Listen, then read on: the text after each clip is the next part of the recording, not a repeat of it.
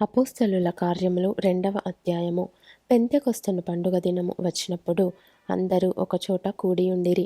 అప్పుడు వేగముగా వీచు బలమైన గాలి వంటి ఒక ధ్వని ఆకాశము నుండి అకస్మాత్తుగా వారు కూర్చుండియున్న ఇల్లంతయు నిండెను. మరియు అగ్ని జ్వాలల వంటి నాలుకలు విభాగింపబడినట్టుగా వారికి కనబడి వారిలో ఒక్కొక్కని మీద వ్రాలగా అందరూ పరిశుద్ధాత్మతో నిండినవారై ఆ ఆత్మ వారికి వాక్శక్తి అనుగ్రహించిన కొలది అన్యభాషలతో మాటలాడసాగిరి. ఆ కాలమున ఆకాశము క్రింద నుండి ప్రతి జనములో నుండి వచ్చిన భక్తిగల యూదులు యెరూషలేములో కాపురముండిరి. ఈ శబ్దము కలుగగా జనులు గుంపులుగా కూడివచ్చి ప్రతి మనుష్యుడు తన తన స్వభాషతో వారు మాటలాడుట విని కలవరపడిరి. అంతటా అందరూ విభ్రాంతి నొంది ఆశ్చర్యపడి, ఇదిగో మాటలాడుచున్న వీరందరూ గలిలయులు కారా? మనలో ప్రతివాడు తాను పుట్టిన దేశపు భాషతో వీరు మాటలాడుట మనము వినుచున్నామే. ఇదేమి? పార్తీయులు, మాదీయులు, ఏలామీయులు, మెసొపొతమియా, యూదయ, కప్పదొకియ, పొంతు, ఆసియా, ఫ్రుగియా, పంఫులియా, ఐగుప్తు అను దేశముల యందలి వారు, కురేనే దగ్గర లిబియా ప్రాంతములయందు కాపురమున్నవారు, రోమా నుండి పరవాసులుగా వచ్చినవారు, యూదులు, యూదమత ప్రవిష్టులు, క్రేతీయులు, అరబీయులు మొదలైన మనమందరమును వీరు మన భాషలతో దేవుని గొప్ప కార్యములను వివరించుట వినుచున్నామని చెప్పుకొనిరి. అందరూ విభ్రాంతి నొంది ఎటుతోచక ఇదేమగునో అని ఒకనితో ఒకడు చెప్పుకొనిరి. కొందరైతే వీరు క్రొత్త మద్యముతో నిండియున్నారని అపహాస్యము చేసిరి. అయితే పేతురు ఆ 11 కూడా లేచి నిలిచి బిగ్గరగా వారితో ఇట్లనెను, యూదయ మనుష్యులారా, యెరూషలేములో కాపురమున్న సమస్త జనులారా, ఇది మీకు తెలియగాక.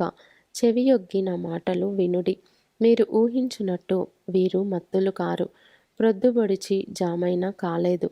యోవేలు ప్రవక్త ద్వారా చెప్పబడిన సంగతి ఇదే. ఏమనగా, అంత్యదినముల యందు నేను మనుష్యులందరి మీద నా ఆత్మను కుమ్మరించెదను. మీ కుమారులను మీ కుమార్తెలను ప్రవచించెదరు. మీ యవ్వనులకు దర్శనములు కలుగును. మీ వృద్ధులు కలలు కందురు.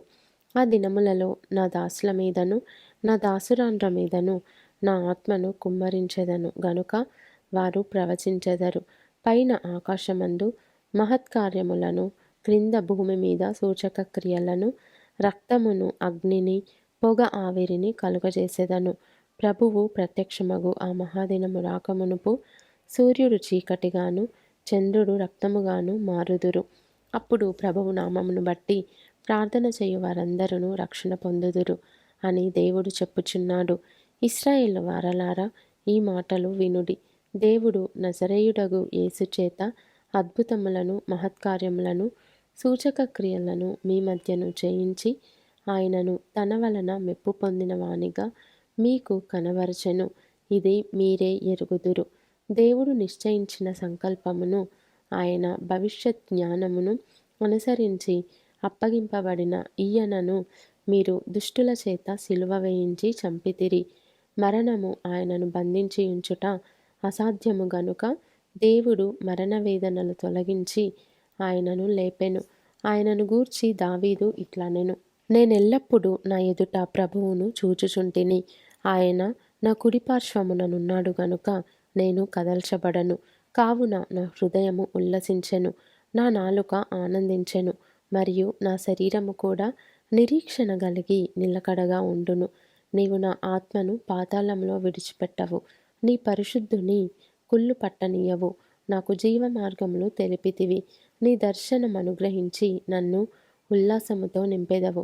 సహోదరులారా, మూల పురుషుడగు దావీదును గూర్చి మీతో నేను ధారాళముగా మాట్లాడవచ్చును. అతడు చనిపోయి సమాధి చేయబడెను. అతని సమాధి నేటి వరకు మన మధ్యనున్నది. అతడు ప్రవక్తయ్య ఉండెను గనుక అతని గర్భఫలములో నుండి అతని సింహాసనము మీద ఒకని కూర్చుండబెట్టుదును అని దేవుడు తనతో ప్రమాణపూర్వకముగా ఒట్టు పెట్టుకొనిన సంగతి అతడెరిగి, క్రీస్తు పాతాళంలో విడువబడలేదనియు ఆయన శరీరము కుళ్ళిపోలేదనియు దావీదు ముందుగా తెలుసుకొని ఆయన పునరుత్థానమును గూర్చి చెప్పెను. ఈ యేసును దేవుడు లేపెను. దీనికి మేమందరము సాక్షులము. కాగా ఆయన దేవుని కుడిపార్శ్వమునకు హెచ్చింపబడి పరిశుద్ధాత్మను గూర్చిన వాగ్దానమును తండ్రి వలన పొంది మీరు చూచుచు వినుచునున్న దీనిని కుమ్మరించి ఉన్నాడు. దావీదు పరలోకమునకు ఎక్కిపోలేదు. అయితే అతడిట్లనెను, నేను నీ శత్రువులను నీ పాదముల క్రింద పాదపీఠముగా ఉంచు వరకు నీవు నా కుడిపార్శ్వమున కూర్చుండుమని ప్రభువు నా ప్రభువుతో చెప్పెను. మీరు సిలువ వేసిన ఈ యేసునే దేవుడు ప్రభువుగాను క్రీస్తుగాను నియమించెను.